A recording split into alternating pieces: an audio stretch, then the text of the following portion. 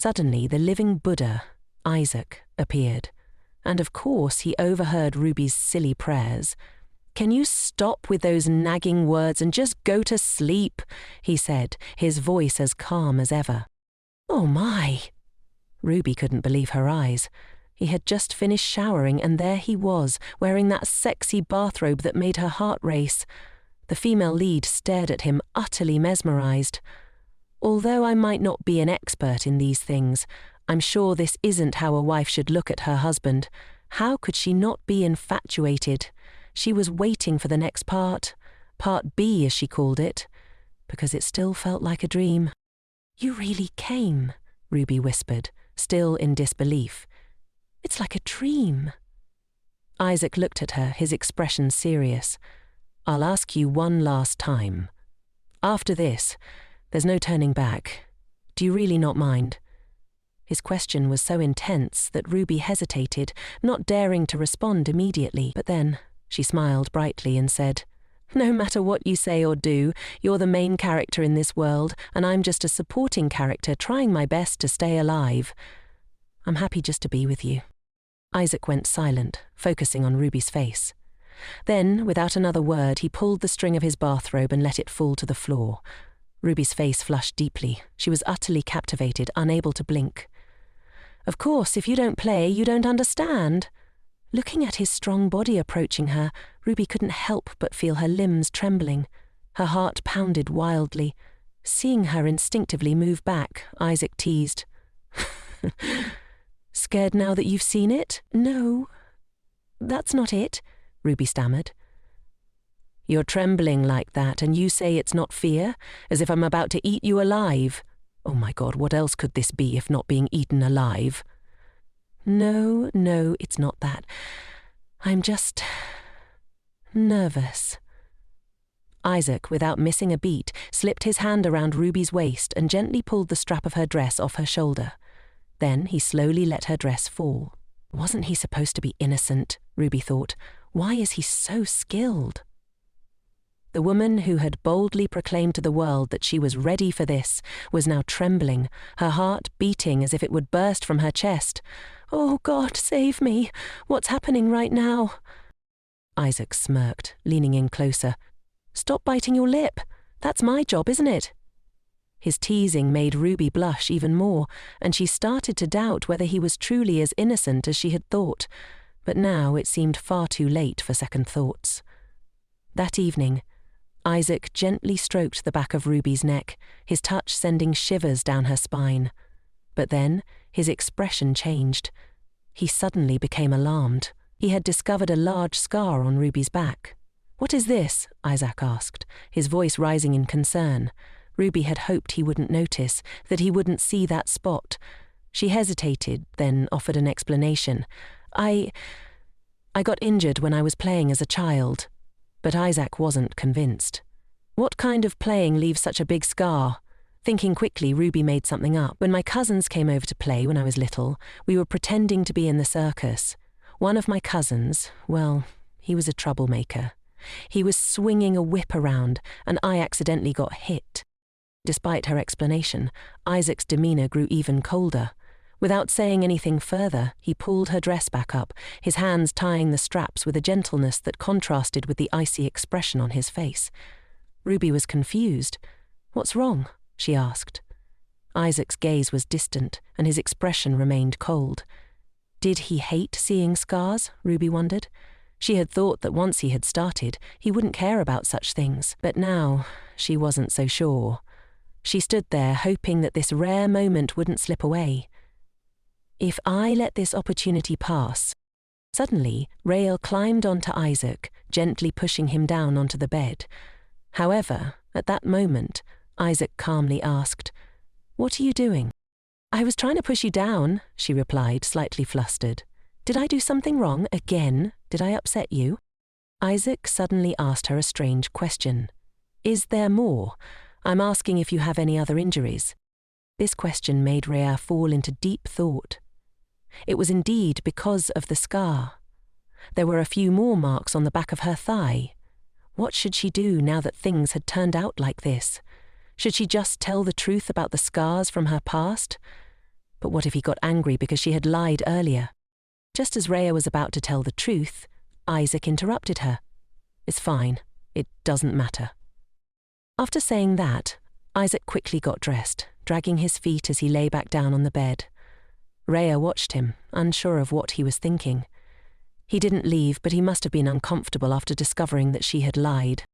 I have to apologize, Freya muttered, approaching him, her voice trembling. I didn't mean to hide it. Despite her confession, Isaac was still puzzled by her actions. It's just that I was too ashamed of my troublesome past. I will never lie to you again. Suddenly, Isaac grabbed her hand and firmly said, Enough. I told you it wasn't because of that. He sighed, clearly tired, and then pulled Freya closer to him. Just like that, Isaac hugged her and fell asleep. Freya could only peek at him, but when their eyes met, Isaac glared back at her coldly, her face flushed with embarrassment. I don't understand why you always hold your breath in fear, Isaac said softly. If you were a liar, I wouldn't be lying here with you like this. It's not your fault. I just think it would be better to do this another day.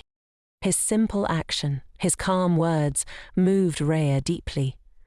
Why did you believe me this time? So you don't hate me? Isaac glanced at her, his expression unreadable. Does that bother you that much? Freya immediately raised her head in confusion. Why are you saying such nonsense? If you're going to sleep here, I'll go out. Isaac refused, pulling her tighter into his embrace. Is it okay if I sleep with you? Freya hesitated for a moment. It's up to you, really. I shouldn't have asked. I won't be able to sleep comfortably tonight. Freya kept her eyes on Isaac, and despite her nervousness, she couldn't help but admire his handsome appearance. Even while sleeping, he looked even more striking. Unable to sleep, Freya fidgeted with Isaac's hand, her thoughts racing. Am I really going to die by these hands? A few minutes later, she gently slipped out of his embrace, her mind swirling. He's such a fool. If he just set his mind to it, he could do anything. Why does he keep hesitating like this? I wish he were like Cheza, like the members of my family, the kind of people I've met, people who make clear demands. Maybe then things would be easier. Good night, she whispered, feeling a strange mix of emotions. The present scene suddenly shifted into a sea of fire. There, amidst the flames, stood a woman who looked exactly like Freya. Trapped in the mansion, she seemed to be waiting for someone. Suddenly, someone appeared behind her, and her face lit up with joy. I knew you would come, she said, her voice full of expectation. It was Isaac, but his eyes were filled with hatred. What's the reason? Do I have to spell it out for you? Freya responded coolly. You could have chosen another way. Yes, I could have confessed everything to you. I could have chosen to betray my family, but this is my choice. For my wonderful brother to kill Princess Omer just over a marriage. It's strange, isn't it? Isaac's eyes widened in disbelief. My brother told me to make the marriage difficult, Freya continued, her voice cold and calculated. But I didn't do that. Do you understand what I mean? She slowly approached Isaac, her gaze unwavering. I killed your sister. Isaac's voice trembled as he asked, Why? Why did you do that? Freya turned slightly, her eyes filled with a strange calm. It's not like I hated your sister. Isaac's voice grew more intense. Were you also the one who stole the Holy Grail? Freya laughed softly, a hint of amusement in her eyes. Oh dear, I've been found out. Well, who else could have stolen that cup and let it fall into your hands? As for this divorce paper, I haven't signed it yet, so we're still husband and wife. She gently touched the sword in front of her, her fingers lingering on the cold metal. It's late, but send me off as your wife, as a wedding gift. Hearing this, Isaac hesitated, his mind racing. Husband and wife, all this time you've only been exploiting your husband, and now you've even killed his family, and you dare mention the words husband and wife? Suddenly, Rebecca gripped the sword tightly. Fool. That's the proof that we are truly husband and wife. Look at this grand quarrel between husband and wife. I've always dreamed of the day this damned place would turn into a sea of blood, and you helped me achieve my wish. Isaac stood, stunned, his mind racing. I would have done anything for you. And so, I killed my wife. I'm sorry. Maybe all my life I've only tested your feelings, trying to determine if you'd be on my side until death. That's the last wish of a decayed person, so don't hesitate anymore. I love you. At that moment, Rebecca suddenly woke up, her heart pounding. What a complicated dream. Seeing her like this, Isaac asked softly, "Had a nightmare?" The situation made her feel awkward. "Why? Are you still lying next to me?" Isaac, his gaze softening, replied, "You're up early because of someone. I couldn't sleep well. Let's have breakfast together." His suggestion surprised Rebecca. Eat together, not only sharing a bed, but also a meal. Isaac paused, then added, "Yes, from now on we'll have lunch together too, and if you're free later, come to the temple at noon. I happen to be free at that time today." The scene shifted to noon. Rebecca couldn't help but reflect on the unusual situation. I didn't expect Isaac to be the first one to suggest eating together, although with all the oily food and the atmosphere filled with murderous intent, I got indigestion and threw up everything. Could it be that Isaac came to the temple with her to comfort her, so she wouldn't worry about not being able to spend the wedding night? But this didn't benefit Isaac at all. Moreover, among Eorandal's priests there must be spies planted by Borgia. Or perhaps Isaac wanted to warn those spies that Romana's princess was in his hands, making it clear they shouldn't think about backstabbing Randall. What was he scheming? At that moment, Ellen arrived, looking for her. "I heard you were coming to the temple with my brother." "Yes, that's right," Rebecca replied, trying to mask the confusion swirling in her mind. She suddenly hesitated before continuing. "Sorry to bother you while you're getting ready, but I have something to deliver to you." "Something to deliver?" Ruby asked, confused. "This is a letter addressed to you from Romania," Ellen explained, holding out the envelope. "I thought it would be better to deliver it to you personally, so I brought it here. Cardinal Valentino sent it." Ruby's heart skipped a beat at the mention of Romania, and she was visibly startled. The letter from Romania, sent by Cardinal Valentino, made her feel uneasy. Ellen, noticing Ruby's change in demeanour, asked, "Are you feeling unwell somewhere?" Ruby quickly masked her worry. "Oh no, thank you." The scene shifted to outside the large mansion. Ellen spoke again. "It seems you've been in contact with Princess Arryn lately.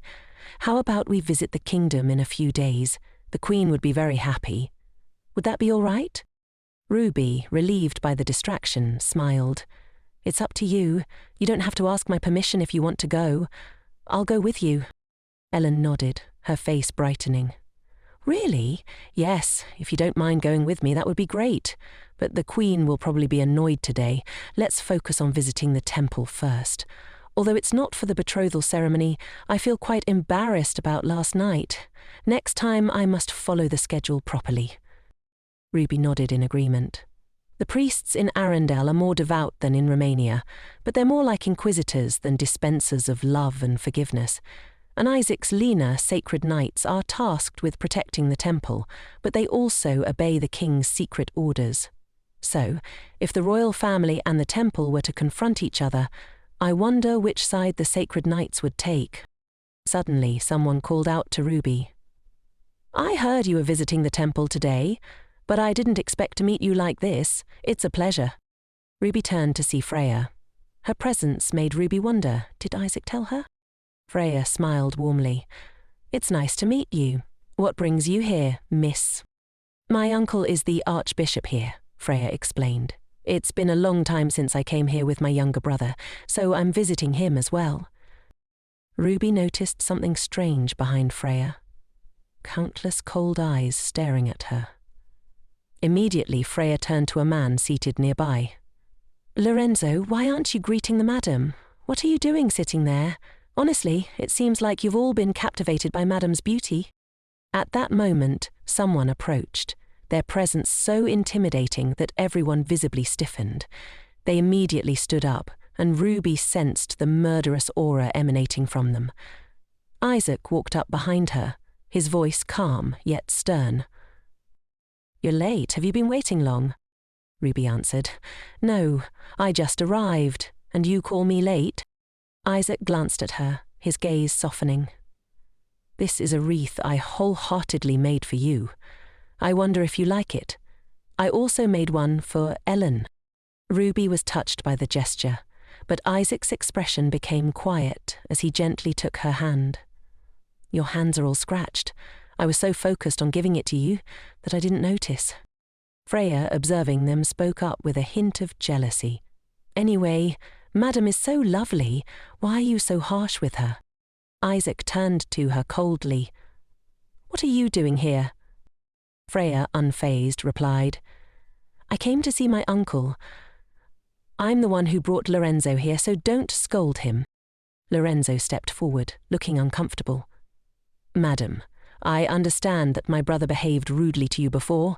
I would like to apologize." Ruby thought to herself, "There's no reason for me to accept that insincere apology." Freya, noticing Ruby's lack of response, added, "Rude? What do you mean? I don't understand what you're talking about." Freya smiled knowingly. "Madam is truly generous. But there's no need to hide your wounded heart. Could it be that Madame was so hurt that she said those words to Lorenzo? 'My heart aches for you'?" Ruby quickly replied, "I'm not hurt at all." Freya's sarcastic smile returned. "So, Madame, at the same time, Lorenzo also wants to apologize to you." Lorenzo stepped forward, his face regretful. "About last time, I was disrespectful to you, Madam." Before Ruby could respond, Isaac stepped in front of Lorenzo, glaring at him. The sudden movement startled Lorenzo, and Ruby quickly intervened. "I'm fine, so you don't have to worry about it." Isaac, still tense, turned to her, his voice low. "Are you really okay?" Ruby nodded, but she couldn't help but feel something was off. Of course, strange. "I don't have a fever, but why am I breaking out in a cold sweat? Maybe I caught a chill in the garden. I do feel a little frail." Suddenly, Isaac reached out. "Did I get married, or did I sign up for child care?" He lifted Ruby up effortlessly, leaving Freya speechless. Before leaving, Isaac didn't forget to remind Lorenzo, "Next time, come and apologize directly." Freya and Ruby's sister stood there, dumbfounded. "Annoying, isn't it?" Freya muttered under her breath, her irritation clear. Ruby, still in Isaac's arms, gently advised, "I'm heavy. You can put me down now." Isaac smirked. "Put you down so you can bleed again and faint. Why bring up that embarrassing incident?" His teasing made Ruby flush with embarrassment. The awkward position made her cling to Isaac for support. "Why are you so startled? You've seen me naked before," Ruby said, trying to ease the tension. "By the way, should we speed things up a bit? You know, being held like this makes my heart flutter." She couldn't help but tease him, though she was equally nervous. Isaac suddenly interrupted her thoughts. "About Lorenzo's rude behavior toward you. Why bring that up suddenly?" He seemed to recollect something vaguely. "I don't remember clearly, but I heard he sang a song teasing your curly hair. Is that true?" Ruby hesitated, not wanting Isaac to know about the vulgar song. She wanted to avoid causing discord. She lied, "Yes, I think so." Isaac didn't seem to suspect anything, answering quickly. "I have to change the subject, though. By the way, you said this morning that from now on we'll have lunch together." "Are you serious?" Ruby's heart skipped a beat. "Yeah? Don't you like it?" Isaac asked, and Ruby thought to herself, "I don't like it. I don't want to be tortured in a new way." She felt tense, still nervous, but before she could reply, she impulsively kissed Isaac on the cheek. "Why would you do that?" Isaac asked, surprised by her sudden move. Before Ruby could answer, the two were stopped by someone. Ruby felt a chill run down her spine. This person was the Pope's daughter in name. I did that in front of so many people in such a solemn place, Ruby thought in panic. Isaac's expression changed as he acknowledged her. Miss Rhea, I've been looking forward to your visit to the temple. Rhea smiled, acknowledging Ruby. Madam, she said warmly, before Isaac gently put Ruby down. Cardinal Valentino has asked us to take good care of his sister, Isaac added, his mood instantly changing. He glanced at Ruby, the mention of the cardinal's name adding a layer of formality to the moment. Isaac continued, This temple has long been recognized by His Holiness the Pope for its sanctity. Please consider this place your home, madame, and feel free to visit any time. Ruby was struck by the formality of the situation. Rhea's calm demeanor made it even more intense. Isaac turned to Ruby, reassuring her. Actually, I was quite worried because the two of you haven't fulfilled your vows yet, but seeing you like this today, I was worried for nothing.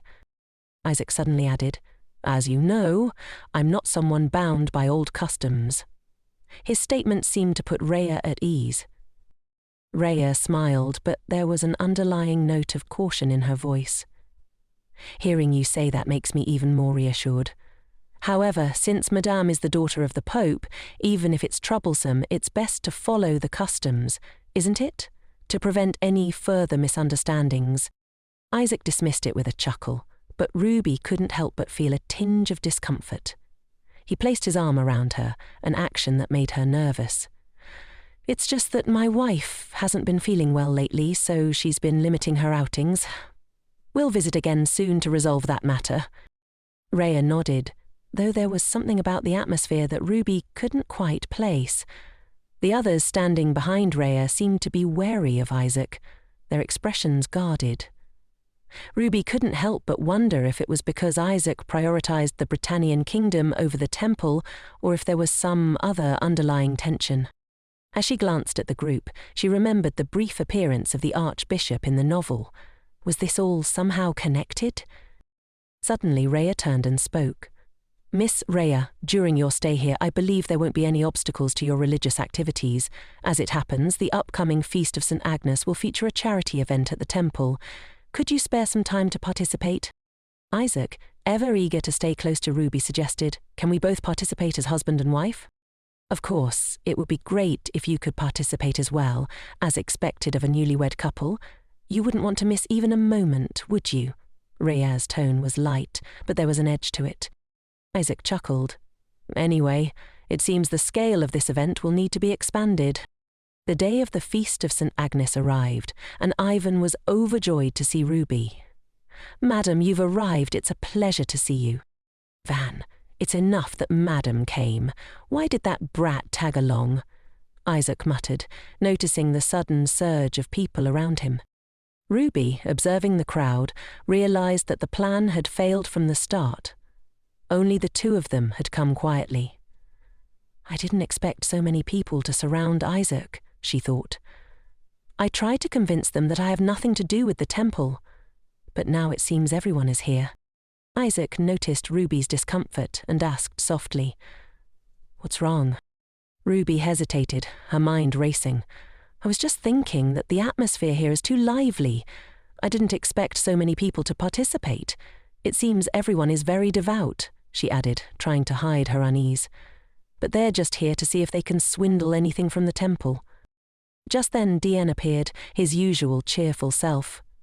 That's not true, he said, grinning. Don't you know how devoted I am? Isaac frowned at him. I don't remember giving you leave. Why does this guy keep butting in? Dien, undeterred, asked, Sir Isaac, are you thirsty?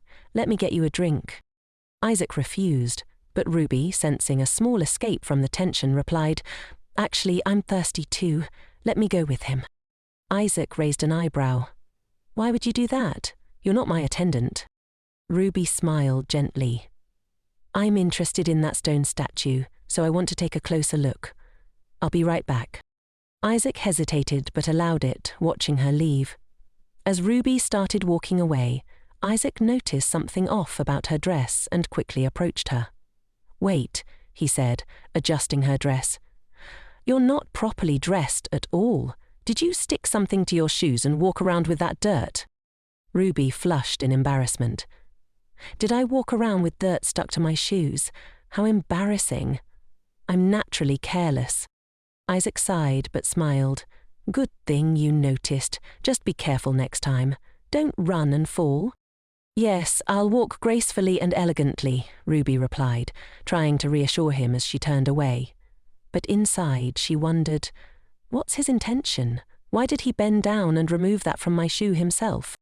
When they reached the drink station, both Isaac and Ruby were surprised to find pomegranate juice, which looked strikingly like nosebleed, a symptom Isaac had endured in his training.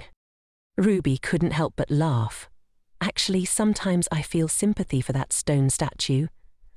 If you're a trainee sacred knight of Arundel, you experience it all at once, showing off by standing still until your nose bleeds." Isaac nodded, "Just standing still until your body reaches a certain state, but those who consider it a sign of strength and celebrate by behaving rudely often get punched again, only to bleed again. A true sacred knight shouldn't be complacent." Ruby raised an eyebrow. "Isaac's name itself is complacent, though, so what's with all the bragging?" Isaac smirked. "That state refers to the training process, the moment where physical strength and swordsmanship merge with the divine." Just then, a familiar figure approached. It was none other than the archbishop. "Thank you for attending this charity event," he said with a warm smile. "Would you care to stroll with me for a bit?" Meanwhile, Isaac had gone somewhere, leaving Ruby to bid farewell to Dayan. She suddenly started trembling, her thoughts racing. "I had intended to keep my distance from the temple as much as possible, but maintaining a proper relationship while observing doesn't seem so bad. Perhaps I could find clues related to Zizari's informant." Just then the archbishop spoke, breaking her train of thought. "Actually, I was hoping Madam would visit the temple soon after arriving in Arundel." Ruby blinked, trying to mask her unease. "Ah, about that. I understand Madam hasn't been feeling well. Your health hasn't been good, and you've had to endure one ordeal after another. Madam doesn't deserve to be treated so indifferently here." Ruby immediately denied it. "I've never been treated indifferently. Both my husband and everyone else treat me very well." She felt a twinge of suspicion. Was he probing her? "Ah, as expected of Cesari's angel. Madam is truly humble and has an unmatched, generous heart," the archbishop said, his tones syrupy with praise. Ruby smiled politely, unsure of his intentions. "You overpraise me. I'm so happy to see the bond you share," he continued. "But if anything becomes unbearable for Madam, please feel free to come here any time. Arundel's Grand Temple will never betray the Pope's grace." "Thank you for your kindness. It's only natural," Ruby replied. "People in the north can be rather cold. Even the devotees aren't very welcoming." The archbishop's eyes softened with nostalgia. "Have you only lived in the north?" Ruby nodded. "In my youth, during a pilgrimage, I stayed in Romania. At that time, I was indebted to the Francesco monastery." Ruby's heart skipped a beat. "Helped by the Romanian monastery? If the archbishop is indeed my family's informant, that's already enough of a headache. Although a humble person like me can't fully grasp the Pope's profound intentions, I will do my best for Madame's well-being and peace of mind while she's here," the archbishop concluded. Suddenly, the archbishop stopped, and before them stood Duke Alta, Isaac, and Elle. "Your Grace, it's good to see you return safely," the archbishop greeted, bowing slightly. Isaac glanced at Ruby, and she felt a little embarrassed, but then he quickly turned his gaze away. "What's wrong?" Isaac teased. "Afraid I'm conspiring with the archbishop to speak ill of you?" Elle approached with a gentle smile. "This way, sister. Don't mind them. They're always like this whenever they meet." Ruby, still processing the strange conversation, looked up to see Freya approaching. "Your Grace, truly unexpected. Freya remarked with a teasing grin. "Look at the paintings. Stop bullying Isaac. There are many pieces he would like. Shall I bid on them and gift them to him?" "No," Isaac replied, shaking his head. "He already has enough paintings at home to be sick of them." Freya turned to Ruby. "Madam, do you like paintings?" Ruby hesitated. "I like them, but I'm not very good at appreciating them." "Is that so?" Freya raised an eyebrow. "But His Grace loves paintings. Why don't you bid on a few and gift them to him?" Ruby smiled awkwardly. "It sounds like helpful advice, but if it were Freya, I don't know. He would never like anything I gave him. Besides, I don't have the money to spend. In principle, I'm allowed to use the DIY I brought, but if I use it as I please, I'll be scrutinized." Freya chuckled. "I haven't formally studied art either. Isn't Romania the holy land of art?" Ellen intervened, trying to steer the conversation away. "Enough about paintings. Ruby, we were just discussing something. I was thinking of hiring a dedicated maid for you. Our household staff mainly consists of people who've been with the family for a long time, so to make you more comfortable, I thought it would be good to hire someone with no ties to the family." Ruby was taken aback. "Hire a new dedicated maid for me? A completely new face?" Ellen nodded. "Actually, my brother was the first to mention it, but I thought it was a good idea too. Marcianus Poana knows quite a few trustworthy people, so I asked Freya to choose someone." Freya nodded as well. "Being a newcomer means not only fewer preconceived notions about you, but also makes it easier for them to side with you." Ruby felt slightly apprehensive at Freya's involvement. "How old should a mature person be?" Freya asked, her tone casual. "What do you think, madame?" Ruby's eyes widened, startled. "What is she trying to provoke me with?" she thought, her heart racing slightly.